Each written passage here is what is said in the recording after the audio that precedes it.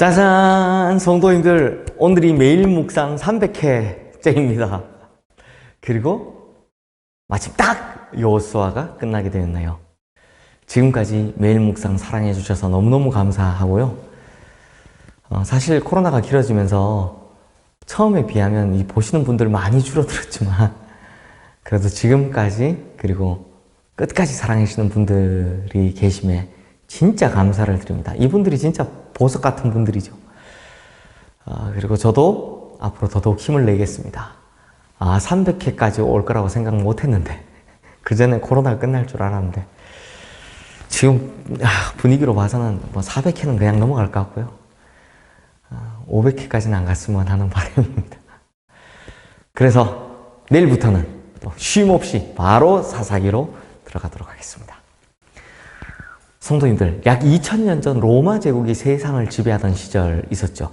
그때 로마는요, 기독교인들을 굉장히 강하게 핍박을 했었습니다. 그 덕에 그 시절에는 수많은 순교자가 나왔고 또 교회는 이런 순교자들의 피 위에 세워지게 되었습니다. 요즘도 핍박받던 그 로마 교회 이야기를 읽어보면 그렇게도 극심했던 박해, 그렇게도 수많은 고난 가운데서도 믿음을 잃지 않았던 믿음의 선조들의 모습은 정말 큰 귀감이 되고 큰 은혜가 됩니다. 그런데 그렇게 몰아치던 핍박이 313년 콘스탄티누스 황제의 밀라노 칙령으로 말미암아 기독교가 공인되고부터는 싹 사라지게 됩니다. 즉 이제는 기독교를 믿어도 핍박과 박해를 받지 않아도 된다라는 것입니다. 그리고 시간이 조금 더 지나서 391년 테오도시우스 황제 때 기독교가 국교로 승인되게 되죠. 기독교가 국교가 되었다라는 건 이제 로마에서는요, 기독교 외에 다른 종교는 없다라는 겁니다. 그러니 이제는 오히려 다른 종교를 가진 사람들이 핍박을 받고 고난을 받게 되었습니다. 근데 성도님들, 참 아이러니하게도 그 391년부터 기독교는 급격한 타락을 경험하게 됩니다. 종교가 이 정치와 결탁하기 시작하면서부터 그때부터는요, 걷잡을 수 없는 타락과 혼란 속으로 들어가기 시작합니다. 뭐 이런 현상이 우리나라도 예외는 아니었죠. 일제강점기를 지나서 한국전쟁을 지나던 시절의 기독교는요, 순수한 신앙을 가진 수많은 성도들과 큰 믿음의 순교자들을 배출했습니다. 그 터 위에 교회는 섰고요. 그런데 산업화를 거치면서 교회는 부흥하고 민주화를 거치면서 교회가 더 이상 핍박받지 않게 되자 오히려 교회를 통해서 많은 사람들이 축복을 받고 교회를 통해 이 사회에 수많은 선한 영향력을 미쳤는데 이상하게 교회 자체는 빠르게 타락하고 흐려지기 시작했다는 겁니다. 이렇게 핍박과 박해 시간들을 지나서 기독교가 안정과 평안의 시간을 가지게 되면서부터 급속도로 타락하게 된 거죠. 이건요, 비단 로마나 우리나라뿐만 아니고 역사를 보면 거의 전 세계 모든 곳에서 다 동일하게 일어나는 현상입니다. 사랑하는 성도님들, 그렇다면 이스라엘 백성들이요, 이스라엘 역사 전체 중에 가장 믿음이 좋았을 때가 언제였을까요? 이건 뭐 지극히 제 개인적인 견해이지만 제가 보기에 성경에서 이스라엘 백성들 전체가, 이스라엘이라는 공동체 전체가 가장 믿음이 좋았던 세대는 바로 여호수아 세대인 것 같습니다. 왜냐하니 이들은요, 불순종해서 광야에서 돌아가신 부모님 세대를 직접 다 보았습니다. 그리고 이들은 태어날 때부터 광야에서 훈련받았죠.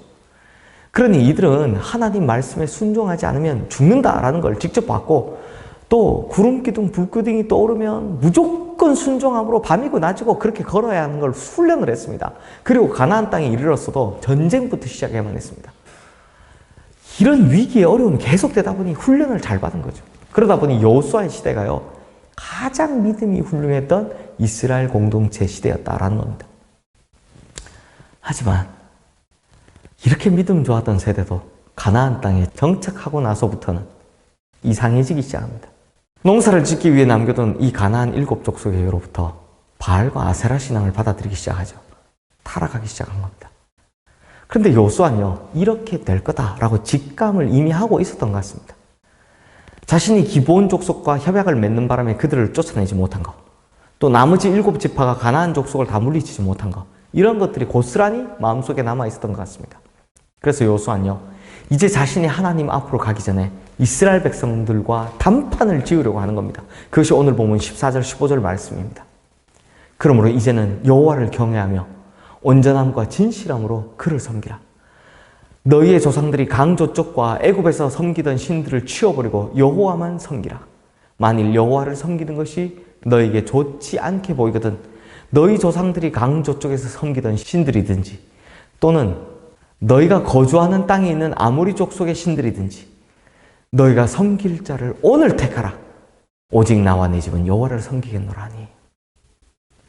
지금 여호수아가 하는 말을 자세히 보면 강저쪽과 애굽에서 섬기던 신들 또 아모리 족속의 신들이란 말이 나옵니다.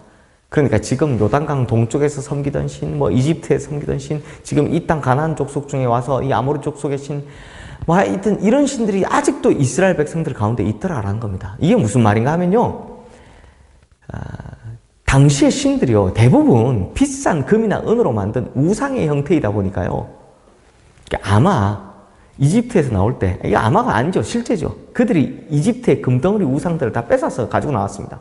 또 광야를 지나오면서 요단강 동쪽의 적들을 칠 때 그때 빼앗은 금, 은 다 우상들 형상으로 되어 있으니까 이걸 몰래 품고 들어온 겁니다. 또 요단강 서쪽 가나안 땅에 들어와서는 금과 은으로 된 아모리 족속의 우상들, 가나안 족속의 우상들 이거 몰래 다 집에 모셔놓고 있단 말입니다. 그러니 이 사실이 너무 안타까운 마음이 든 여호수아가 이제 그거 다 치워버리고 하나님만 섬기라 라는 다짐을 하자라고 따져 묻는 겁니다. 오늘 결정하자. 그거 아니면 오늘 결정하자.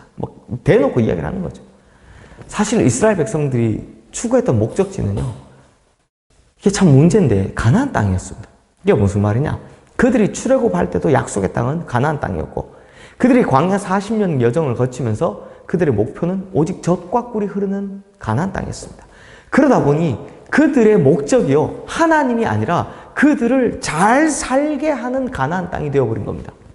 그러니 정확히 말하면요. 목표가 틀린 겁니다. 그러니 가나안 땅에 정착한 이후로부터 하나님을 잘 섬기는 것이 목표가 아니라 이제는 잘 먹고 잘 사는 것이 목표가 되어버린 것입니다.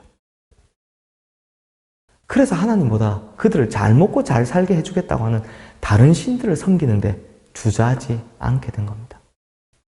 사랑하는 성도님들, 우리 인생의 목표가 뭡니까? 우리 인생의 목표는 다른 것 없습니다. 오직 하나님이어야만 합니다. 하나님 아닌 다른 것이 되면 그것을 취하는 순간 그때 오는 평안과 안락함 때문에 급속도로 타락해버리는 것입니다. 그러나 여호수아만큼은 그에게 있어서 최종의 목표가 하나님이었기 때문에 나와 내 집은 오직 여호와만 섬기겠다라고 고백하는 것입니다. 그러므로 성도님들, 목표를 정확히 세웁시다. 역사상 아무리 믿음이 좋았던 세대도 평안함과 안락함, 부유함이라는 그 달콤한 유혹 앞에서 타락하지 않은 세대가 단 한 세대도 없습니다. 목표가 흐트러지면 그렇게 되는 겁니다. 그러므로 우리 인생의 목표는 오직 하나님이야 함을 잊지 마시길 부탁드립니다.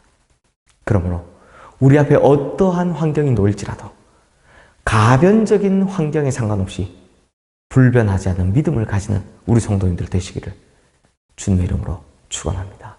기도하겠습니다. 하나님, 우리의 목표는 늘 다른 것이 아니라 하나님이게 하여 주시옵소서. 하나님의 축복, 하나님이 주시는 은사, 하나님이 허락하실 천국 이런 것도 아니고 우리의 목표는 늘 하나님 한 분 자체에만 있게 하여 주시옵소서. 심지어 이 땅이 주는 그 많은 평안함과 안락함, 또 부유함, 그것도 다 늘어놓고 우리의 목표는 오직 하나님 한 분만 이게 하여 주시옵소서. 그래서 우리의 시선이 하나님께만 고정되게 하여 주셔서 우리의 시선이 벗어나 잘못된 오류를 범하는 그런 어리석음을 범하지 않게 하여 주시옵소서. 나와 내 집은 오직 여호와만을 섬기겠다라는 이 여호수아의 말처럼 우리의 중심은, 목표는 오직 하나님께만 있게 하여 주시옵소서. 예수 그리스도 이름으로 기도드리옵나이다. 아멘.